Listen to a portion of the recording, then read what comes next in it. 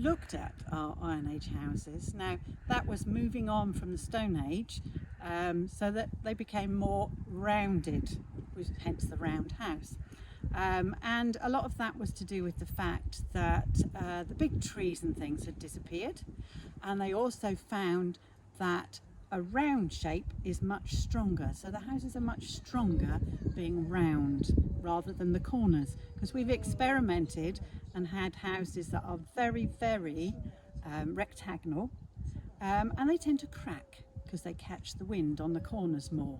So the round houses are very practical, and the smoke heats them up much better because they're round. Again, there would be no secrets or anything. So the construction, we know they were made in that way because the only thing that's left behind is the footprint. So where those big pillars have come from the top to the bottom, there will be a different colour soil in the ground, which tends to be referred to as post holes, even though it won't look like a hole in the archaeology, but it's where the post has rotted down into the ground. So that bit of mud, that bit of soil, will be a different colour from what's surrounding it.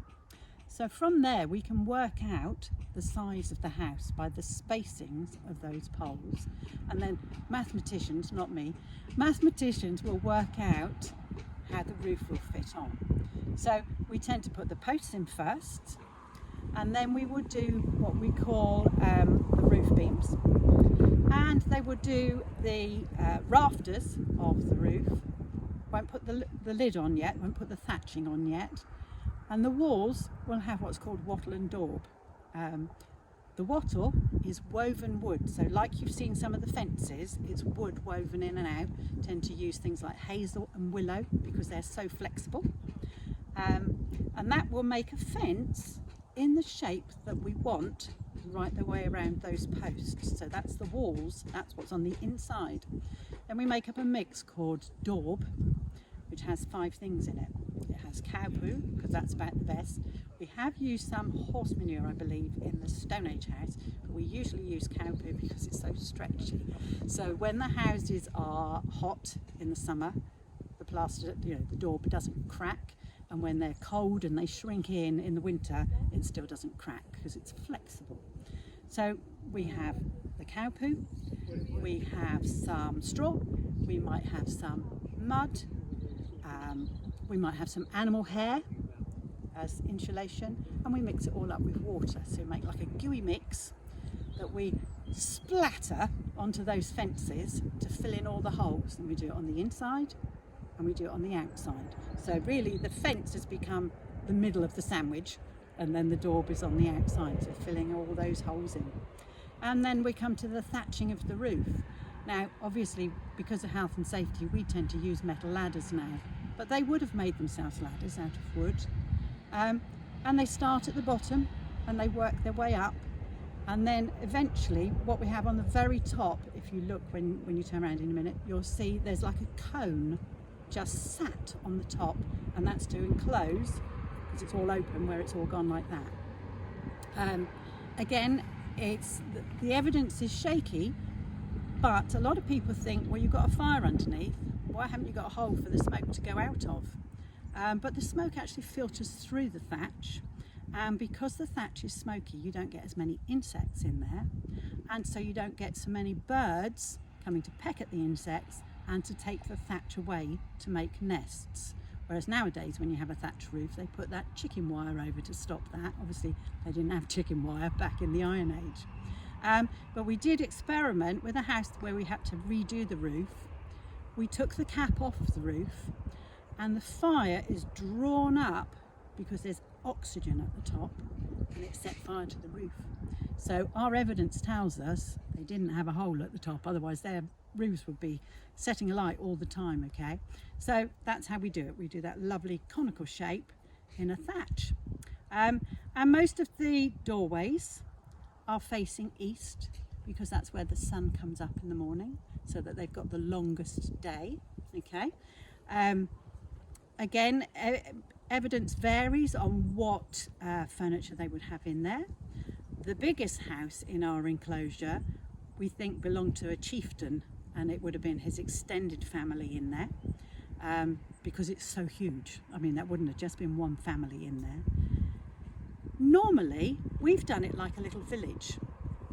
If there was a village, it would be right on top of a hill. It wouldn't be there like that, okay? We've done that so it's lovely and easy to walk around and to talk about, but they would have it on a hill fort. So it's very unusual for it to be close together like that. They would have lots of jobs to do throughout the day. You know, they would have to go and get firewood and collect water, all of these things. They would all sleep on skins, we would imagine, but there are some evidences of beds. If it was really cold, they would have their animals indoors as well. The fire would be kept going the whole time because they needed it for heating, they needed it to cook on, and they also needed it for light, because you may have noticed no windows at all. So probably different people in the group would have different jobs. Again, where houses have been found together, where these round houses have been found together, there is evidence that maybe one house in the settlement, somebody did the pottery and it's set up to do pottery. There may be another house where the evidence would show they were the ones that prepared the skins to make leather clothing, to make shoes, whatever they needed leather for, to make bags for collecting things. The ladies would often do the weaving, the spinning of the wool, okay? But they would also be part of their hunter-gatherer bit of going out and picking things. They were farmers generally, but there were points where tribes would be fighting with tribes. So a lot of the warriors, I think, would be more the men than the women, and the women would stay at home and be sort of doing the domestic things. I don't think there's a lot of it. It's very difficult to tell, because obviously the most information we have about the Iron Age was written by the Romans when they came. And the Romans came to conquer us. They didn't come to live with us together. They wanted to conquer us. They wanted to take over. So if you think about it, anybody, if they're writing about their enemy, it's not going to be good things they write. They tend to write that we were barbaric people who lived in smoky, muddy huts and didn't do very much at all, which evidence says that's not true at all. Okay, but that would be the way the Romans perceived us. But I think it would have been quite a settled life, apart from when they were competing with other tribes for things in the surrounding areas or trying to take over. But generally a sort of farming, peaceful life rather than a lot of fighting. And as I say, until the Romans came and really interrupted things, there might be the odd skirmish between the tribes, but other than that, I would have said it was a fairly sort of domestic life that you can imagine in one of those lovely round houses, going out and doing your farming and collecting nuts and berries, and perhaps making some ale, because ale was better than the water at the time, so they would make up an ale to drink instead of water. Obviously the mums would be looking after the little children more. The children didn't go to school, but they would be learning hands-on skills that would help them in their adult life. So yeah, quite a peaceful existence, I think, until the Romans came. So this is our Danbury house, made with plank walls, based on an excavation at Danbury Hill in Hampshire. Like all of them, the door faces to the eastern part of the sky, so we get the morning sun and we can make the most of the light as it comes in. And we think that possibly over this side you would have done the activities that needed most light. So we've got the quern for grinding the corn, got all our cooking pots, we've got our kitchen area and the area where we eat at the back. But things like sleeping and storage would have happened on this side of the house, which would have been much darker. We've got experiments up here where we've smoked some meat, and I think they've eaten that after 2 years. It's been up there, they said it was quite tough, but you could still eat it. And recently they were smoking salmon up here, so that's what this is for.